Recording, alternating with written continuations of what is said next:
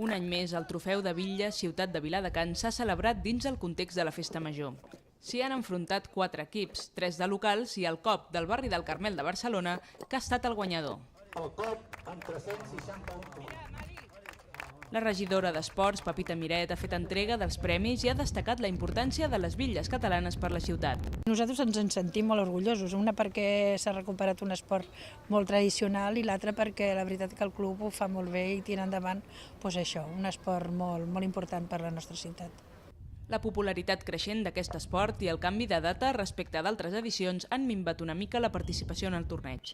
Enguany ha sigut fluixa, però és que aquest any, cada any ho celebrem el dia de la Festa Major, però aquest any, com que coincidia el dissabte, que és l'11, la diada, a més el 12, i com que hi ha cada dia més clubs de Villes, doncs aquest cap de setmana i el que ve està a tope. Llavors hi ha hagut la participació, que aquí hem fet 3, perquè cada any en fem 4, però entre malalts i que estan de vacances només han pogut fer 3 equips, i de fora només ha vingut un, que és el més antic d'aquí de Barcelona, de la província, i que per amistat ha vingut, però aquesta tarda ja se'n va cap a un altre torneig de Festa Major.